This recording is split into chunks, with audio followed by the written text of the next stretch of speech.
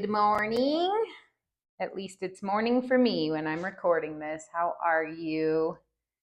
We are back with Take Your Medicine. It'll probably be a pretty short episode today, but I did have a few thoughts I wanted to share. Can you say hello, Billy? This is my co-host. Hi.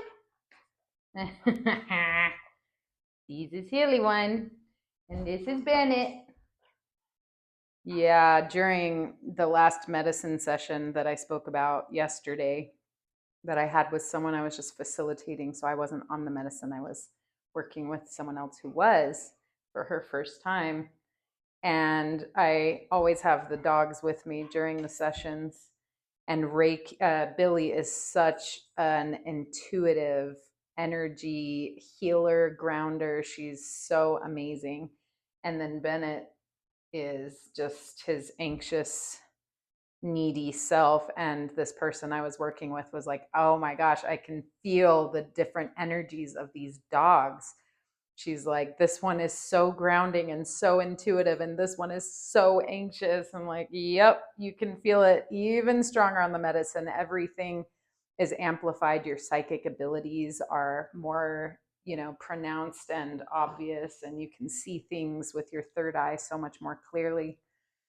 And there have been many times where I had higher dimensional beings taking over my body, and Billy intuitively understands to come up onto the bed and put her paws on my heart center and press down and just ground me. It is so beautiful. I always call her my Reiki pup. You like Reiki, Billy? Yes, she's a Reiki dog. I'm so grateful for her. We actually got her from a rescue at 16 weeks old, and it was very shortly before the first initial set of visions that I had with the trees. And she has been on this journey with me. So I'm super duper grateful. And I feel like it's all meant to be. She is such a soul friend to me. We just get each other. She my girl. She my girl. Huh. Well, let's see. Before I forget, let's cross this off. Episode 37. Yay, Billy! We're making our way to 100. My goal is to do it before the end of the year, but I'm going to forgive myself if we don't make it there. I just want to stay as consistent as I can be and also give myself grace, but I still really want to. So once school starts back up again, I think it will be a lot easier to be in a routine with showing up here. I've got Anthony downstairs hanging out, playing Fortnite with his little bestie. So it is a little more difficult to make it up to this room to record when kids are home, but let's see what I wanted to talk about today. Yesterday, I walked outside. I was going to go and get gas really quick before taking my oldest son to dinner. So I went outside, and there was a dove sitting right next to my front door, standing. He was standing there, and it was so still and statuesque that I could not tell if this bird was alive. And so I went up to it really close and was like, hi, little buddy, are you okay? And not a movement. I mean, it was so still. I was like, oh my God, I don't know what to do. So I ran and got gas, which is right near my house, and I came back. And so it was about 10 minutes that I was gone. And when I got back, the bird was turned around. So I knew that it was alive. And I had just made this Tupperware bin into a bin with holes in it because of my cultivating medicine. Don't want to talk about that a lot. But yeah, so I had this big plastic bin that I had drilled holes in. And so I picked up the bird and I brought it inside, and it had an injured wing. And it was so sweet. The energy of this bird was so beautiful. And it It's like it was just standing at my porch waiting for me to help it. And I was so grateful to be able to interact with this bird. I was wearing like latex gloves when I picked her up or him up or whatever. Feels wrong to call it an it, but I don't know what it was, boy or girl or whatever. Anyway, so then Chandler came over shortly after that, and we were supposed to go to dinner, but we made a detour and drove it to a bird rescue. And the bird definitely felt like it still had a lot of strength. It was 110 degrees outside. We live in Phoenix, and it is so hot right now.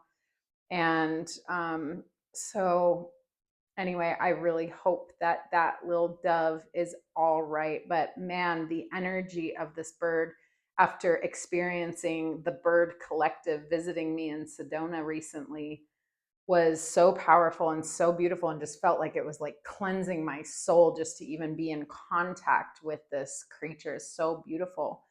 And seeing all of these collectives in Sedona on my last medicine journey, meeting them, familiarizing my energy with their energy, which is just magnificent and unique with each collective, really helped me understand how everything is truly equal on this planet, in this universe. Everything is working together in perfect synchronicity. And meeting, like, for example, the insect collective, they have such high intelligence. They are magnificent beings in their higher dimensional form. Oh my God, they blew my mind. And they are not scary at all. They are not obnoxious or pesky like some bugs can feel. They were high level intelligences, the species that has come and incarnated on this planet to be spirit guides, to be teachers, to be friends, to help with the synchronicity of everything, the symbiosis, everything working together, everything is equal. And so we tend to think of maybe an ant or a moth or a snake or a whatever as lesser than us. But no, I see everything with such a more profound reverence and respect. And after I had that experience meeting the insect collective, the mantis being collective, snake collective, rattlesnake collective, did I mention the mantis being collective? Oh my gosh, just absolutely astoundingly gorgeous, magnificent, powerful energy, these mantis beings. And the scorpion collective specifically came before the mantis beings came. And then shortly after that, just, a few days ago, I had a dream where there was a big scorpion on my art wall where I have all of my children's art hanging in my bedroom. Big scorpion, which is not uncommon in Arizona. We have had many scorpions in this house, and I've been stung, AJ's been stung, Anthony's been stung, Anna's been stung, Tiff has been stung. Lots of us have been stung by these scorpions. And so it's not fun, and it is quite the experience to have a scorpion sting you. And so I have, regrettably killed a lot of scorpions. If they're out in the wild, I don't ever want to kill them. I always want to let them be. But if they are in my space that I feel is my role to protect, just like the trees, if they have an insect like a noxious beetle or something coming and overtaking them, they will put out gases and fluids that will literally kill the beetles. And so I kind of look at my home in the same way as the trees look at their home, whereas I protect my home, and I will not allow anything to come in and threaten my children or threaten me. And so I have killed a lot of these scorpions. And so in this dream, the scorpion was on the wall, and on top of the scorpion was an even bigger praying mantis. And the mantis was looking over at me from the wall, looking over at me and saying, like I had the energy of like, are you really going to stomp on us both? Are you going to kill us both? And I had such a hesitation in my dream to harm this mantis being, which was like protecting this scorpion. I have chills as I talk about this dream. And in the dream, over and over, I called the praying mantis a mantis being. I cannot hurt the mantis being. I can't hurt it. And so, long story, even longer, I ended up not hurting the scorpion or the mantis being. And I woke up and it was 3 o'clock in the morning, somewhere around there. And I immediately got on Amazon and picked up a humane bug catcher so that when we have scorpions in our house, I can catch it in a humane way and just let it go outside. And then just a couple of days later, my soul sister Iggy sent me 3 pictures of a praying mantis, and she sent them at exactly 3:33 my time. And I was just amazed. These mantis beings are protectors.